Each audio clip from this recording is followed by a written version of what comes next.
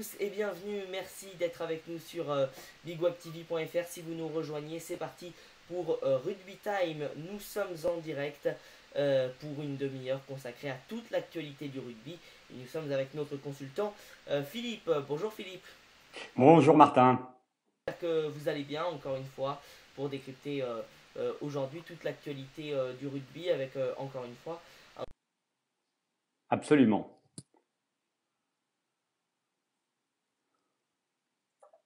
résultat du top 14, à commencer par La Rochelle qui jouait face à Castres et c'est la victoire de La Rochelle 41-16. Une victoire nette et sans bavure de La Rochelle face à des Castrés qui prouvent que depuis le début du championnat, ils sont pas du tout dans leur assiette. Donc très belle victoire rochelaise, importante pour eux, car ça se passe un petit peu moins bien à l'extérieur. En revanche, quand ils sont sur leur terre, les Rochelais sont assez impressionnants. On se rappelle du match Martin contre Toulouse. Ouais. Ils ont fait à peu près la même prestation contre Castres.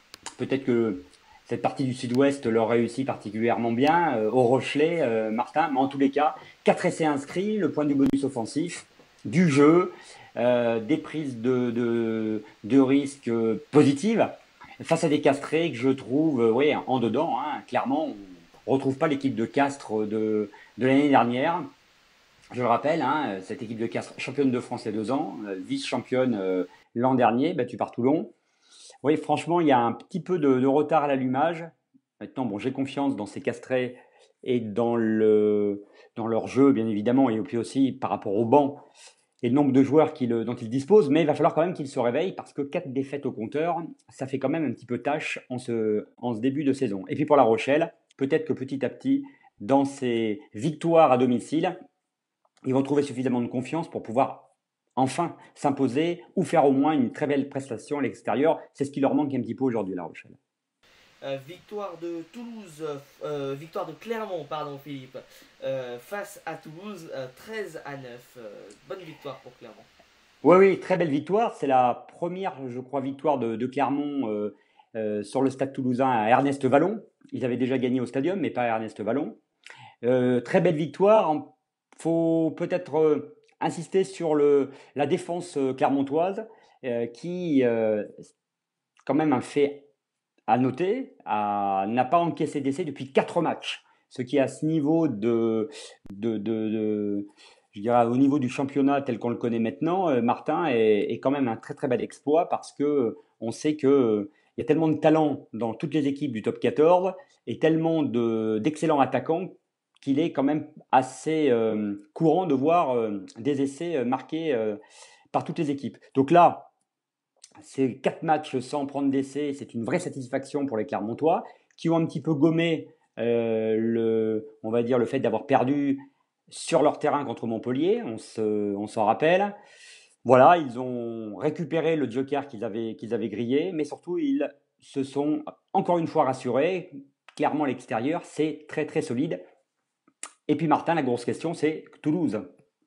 Toulouse va quand même pas très bien, un petit peu comme Castres, je dirais moins pire que Castres quelque part, mais la machine toulousaine est enrayée. 3e défaite de suite, Martin. Et Il Toulouse faut qui est 9e. remonter. Et Toulouse est 9e, vous faites bien de le préciser. Et je pense qu'il faut remonter à quelques années en arrière pour pouvoir retrouver trace de ces 3 défaites successives du Stade Toulousain. Donc c'est vrai, Martin, il ne faut pas l'oublier, les Toulousains sont très handicapés par beaucoup de joueurs blessés. Je crois qu'il y avait 3 piliers qui étaient sur le flanc hier. McAllister, donc des joueurs de talent, des joueurs importants dans l'effectif toulousain qui n'étaient pas présents hier contre Clermont. Mais malgré tout, il y a un lien qui n'est pas encore réussi à Toulouse. Il va falloir vite se rattraper car le retard accumulé risque de ne pas se rattraper aussi facilement quand on voit un petit peu l'homogénéité des équipes entre elles sur ce top 14. Autre résultat Philippe, c'est celui du Racing Métro face à Lyon et la victoire 28-11. Oui, une victoire, je pense que les Racingman auraient aimé bonifier. ce qui n'a pas été le cas parce qu'ils ont fait un très très bel entame de match, hein, ils ont marqué très vite 2 essais, et puis après le Loup a commencé à leur poser quelques problèmes. Le Loup a marqué un essai et le Racing en a mis un troisième sur la fin du match, ce qui veut dire qu'aujourd'hui le Racing c'est un peu rattrapé, pardon, de la prestation de la semaine dernière justement au Marcel Michelin contre Clermont, où ils avaient été un peu la tête dans le seau. Là, ils se sont rattrapés. À noter, Martin, ça nous fait plaisir quand même, les 2 essais de Marc-Andreu qui revenait d'une longue blessure.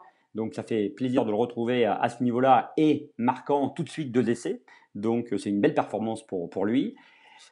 Voilà, pour le Racing, en tous les cas, il était important de remettre la marche en avant. C'est ce qu'ils ont fait et on va surveiller maintenant leur performance dans les prochains matchs. Pour le Loup, c'est vrai, c'est une défaite qui doit être un petit peu amère car je sais que les joueurs du Loup recherchent eux aussi un résultat probant à l'extérieur. Ce n'est pas encore le cas. Peut-être la semaine prochaine à Clermont. Encore un déplacement pas facile pour les Lyonnais. Mais en tous les cas, on l'avait déjà souligné la semaine dernière, moi je trouve que cette année, ils sont bien mieux dans ce top 14 qu'il y a 2 ans, où ils avaient fait l'ascenseur. Et là aussi, il y a quand même du talent dans cette équipe du Loup. Très bien Philippe. Autre résultat, celui d'Oyonnax qui a battu Grenoble haut la main 40-27. Ah oui, ça a été un match très très très intéressant à Charles Maton, hein, presque un derby, Martin, entre Rio et Grenoble. Il y a pas grand nombre de kilomètres qui séparent ces 2 équipes. Des Oyonnaxiens qui ont été très très vite là aussi dans le tempo de ce match, ont pris vite l'ascendant sur les Grenoblois, mais qui n'ont rien lâché, ces Grenoblois. À l'image de leur début de saison, ils sont accrocheurs, ils posent des problèmes à leur adversaire. Donc résultat, 7 essais dans ce match.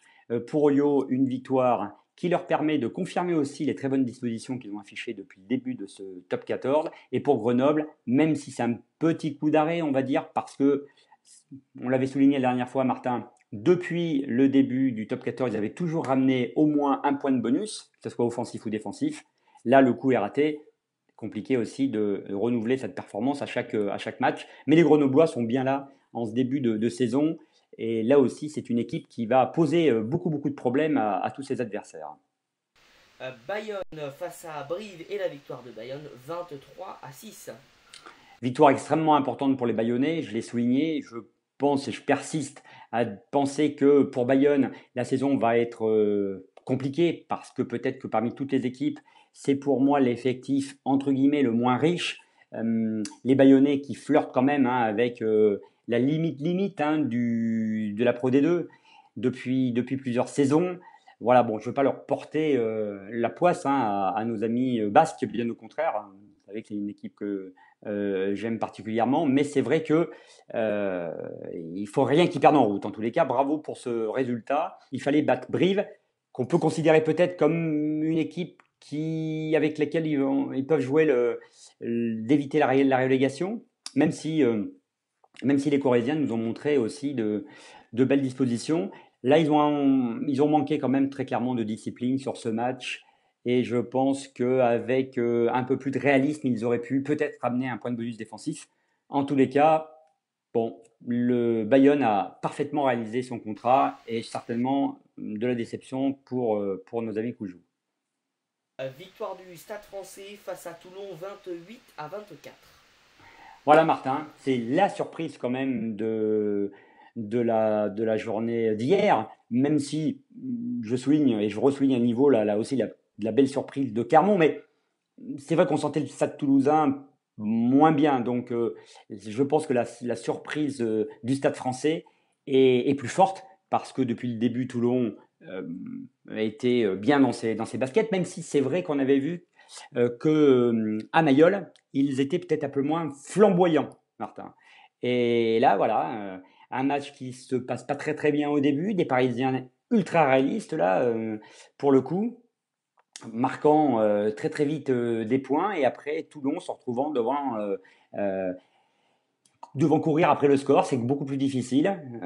Et puis la preuve, ils ont calé, ils sont revenus à un point. Hein. Ça s'est joué à pas grand-chose, Martin. Et puis une dernière pénalité pour le Stade français a permis cette très très très belle victoire qui va certainement être peut-être un peu la match de référence pour le Stade français. En tous les cas, le Stade français, cette année, on le sait, ils veulent prouver, ils veulent rentrer dans les 6.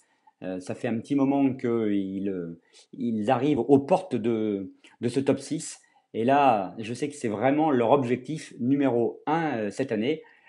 Pour Toulon, je le souligne à nouveau, il leur manque quand même un certain nombre de joueurs et des joueurs de très très haut niveau et très importants dans leur effectif, qui sont actuellement dans le tournoi le Four Nation.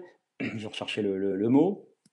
Donc c'est vrai qu'aujourd'hui, l'effectif toulonnais souffre un petit peu on va dire d'être incomplet en tous les cas. Mais je suis certain que, on l'a toujours vu, Martin, les saisons précédentes, chaque fois que Toulon prend une petite claque, surtout à domicile, ils ont l'art et la manière de redémarrer encore plus fort. Donc à suivre, pour rester sur une note positive pour nos amis toulonnais, ils prennent quand même le bonus défensif sur leur terrain, puisque 4 points d'écart suffit à prendre ce bonus défensif.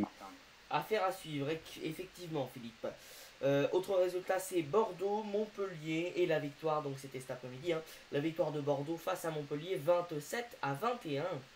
Et oui, et très très probante là aussi victoire de ces Bordelais. Je vous l'avais également souligné, Martin, pour moi, Bordeaux, ça va être, j'en suis sûr, le vrai outsider de cette saison. Et on l'a vu là face à une équipe montpelliéraine qui était venue, Martin, je peux vous le dire, chercher quelque chose à Chabandelmas. Raté pour Montpellier parce que 6 points, avec la nouvelle règle du bonus défensif, Montpellier ne prend pas ce point de bonus défensif. Et pour les Béglés, vraiment un succès, oui, mérité, parce que finalement, sur l'ensemble du match, ils ont jamais lâché, même si à un moment, ils ont été un peu en difficulté en début quasiment chaque fois en début de mi-temps, des deux mi-temps.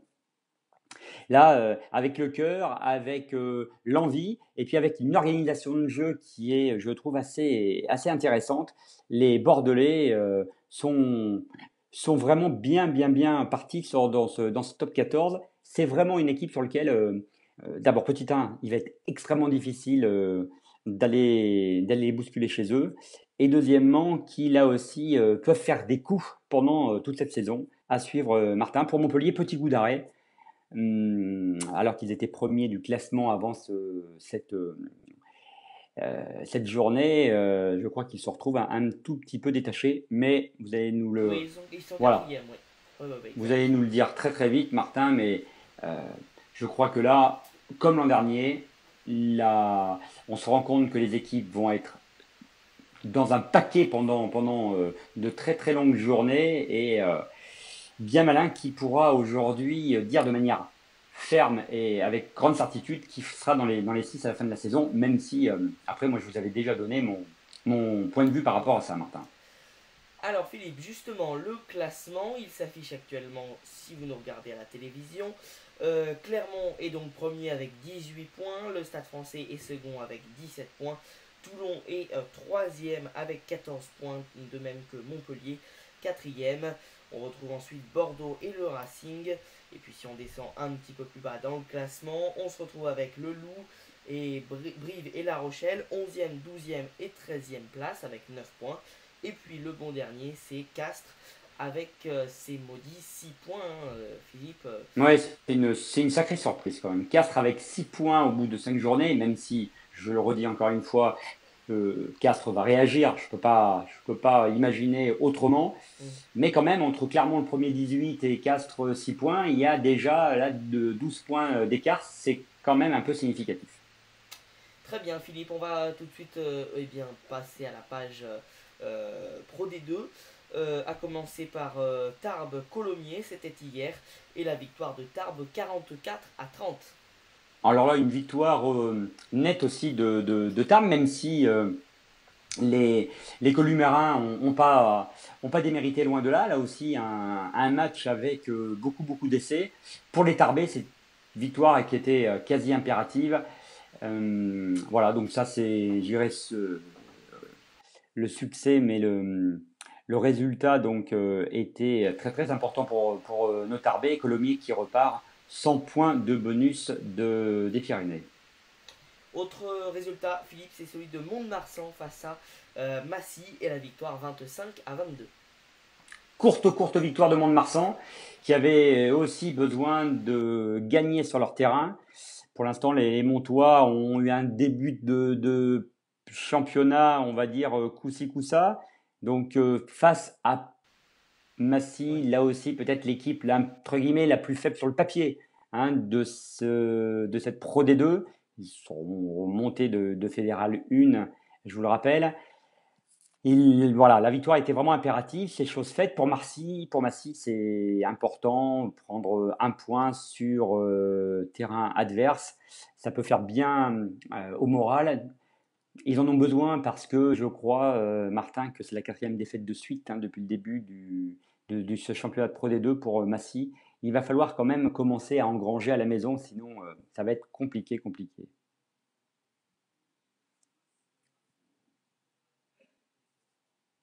Qui jouait face à Biarritz, c'est la victoire 25-18. Eh oui, Martin, l'apprentissage de Biarritz dans cette Pro D2 continue. Je l'avais indiqué la semaine dernière, où pour des équipes de top 14 de descendre dans cette Pro D2, c'est aller vers des désillusions, surtout à l'extérieur, ce qui est le cas. Et Biarritz rate le point de bonus défensif. Vous voyez, Martin, là, il y avait 7 points d'écart. L'an dernier, ils auraient pris un point, et cette année, non, avec la nouvelle règle. Donc, un point de pas pris, on va pas dire perdu, mais de laisser en route pour les Biarros. Ce qui tente à dire qu'aujourd'hui, Biarritz, c'est un petit peu, on va dire, quand même dans le doute, avec des succès à la maison, mais toujours très tenus. Et puis à l'extérieur, 2 défaites. Il va falloir quand même trouver quelques solutions du côté de nos amis Biarros pour essayer de prétendre être petit 1 dans le carré final, voire même à la première place. Mais il y a du travail, Martin. Oui, c'est pas encore fait. Bourgoin-Aurillac, le match nul 23-23. Et très certainement pour les Aurillacois, c'est 2 points extrêmement précieux, chippés sur le terrain de Pierre Rajon, pour des Barjaliens qui avaient à cœur de remporter sur leur terrain enfin un premier succès, parce que je vous le rappelle, le premier match, ils l'avaient laissé filer aux dépens d'Albi. Voilà, nos Barjaliens ont toujours pas concrétisé sur leur pelouse un succès. Ça devrait pas tarder, mais enfin, en tous les cas pour Aurillac, ces 2 points de résultats nuls, ces 2 points sont vraiment importants, car Aurillac avait moyennement débuté là aussi sa saison. Il s'était rattrapé la semaine dernière sur leur pelouse en battant Montauban, et là, ramener ce match nul à l'extérieur est extrêmement encourageant pour eux. Dax et la victoire 24-20 d'Albi. Petite victoire d'Albi, mais victoire, et surtout 4e victoire, Martin, d'affilée pour les Albigeois. On pensait vraiment pas, enfin moi le premier, je pensais vraiment pas qu'Albi aurait réussi comme ça son début de parcours, surtout face à des équipes où j'avais pas forcément imaginé que Albi pouvait avoir un avantage, mais voilà, il y a un jeu cohérent. Albi, ils ont remis, je pense, pas mal de choses en place. Je vous l'avais dit la semaine dernière, depuis l'arrivée d'Hugo Mola, je pense que le club a retrouvé un petit peu son allant. C'est un ancien pensionnaire du top 14 il y a quelques années. Donc une belle victoire. Bon, pour les Dacois, c'est en revanche au moins un point de bonus défensif de glaner. Et face à une équipe qui a le vent en poupe comme Albi, c'est plutôt un bon résultat pour Dax.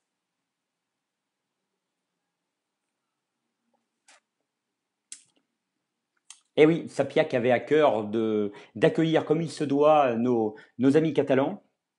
Et tout comme Biarritz, Martin, je fais la même remarque pour les Perpignanais. Ils seront attendus dans tous leurs matchs à l'extérieur. C'est ce qui rend aussi leur tâche difficile de pouvoir remporter des succès à l'extérieur. Donc Montauban y est allé de bon cœur, supprimant même le point là aussi de bonus défensif qu'aurait pu prendre le Perpignan. Voilà, donc pour Perpignan, pareil, il va falloir essayer de s'accrocher et puis de sortir les tripes pour arriver à aller arracher des succès à l'extérieur. Ça ne sera pas évident. On va suivre tout ça, Martin, mais ça nous promet là aussi une Pro D2 extrêmement intéressante pendant toute cette année. Nous enregistrons cette émission dans l'après-midi, donc nous n'avons pas pu avoir le résultat de Agen Narbonne. Voilà, résultat Oui, ce que je peux quand même vous dire, Martin, en direct, là, c'est que Agen va remporter le match, parce qu'il mène, il reste 4 minutes, Martin, il mène 43-8. Les Narbonnais ont explosé à Agen, 5 essais déjà de marquer pour Agen, contre un seul pour Narbonne. C'était une victoire impérative pour Agen, qui, il faut bien le dire, avait moyennement réussi son entrée dans cette Pro D2. Donc voilà, une très très belle victoire d'Agen, il n'y aura pas de doute là-dessus, qui va les remettre là aussi dans le bon sens, dans le bon train de marche là. Et c'est vrai qu'on ne pouvait pas non plus imaginer qu'Agen continue à encaisser comme ça des contre-performances. Voilà un succès qui peut-être aussi va être un peu un match de référence pour Agen, Martin. très bien, merci beaucoup Philippe. Alors justement, donc on va donc regarder le classement. On a juste, Martin, pardon de vous couper, on a oublié le résultat un résultat qui est la section paloise contre Béziers. Alors Pau face à Béziers, la victoire de Pau 23-22, exactement. Et je le souligne, Martin, parce que c'est une victoire très très importante pour les Palois, parce que ça les met, vous allez nous le confirmer, je crois, en tête du classement. En tête du classement. Donc voilà, Pau là aussi, tout comme Albi, a très très bien réussi son début de saison.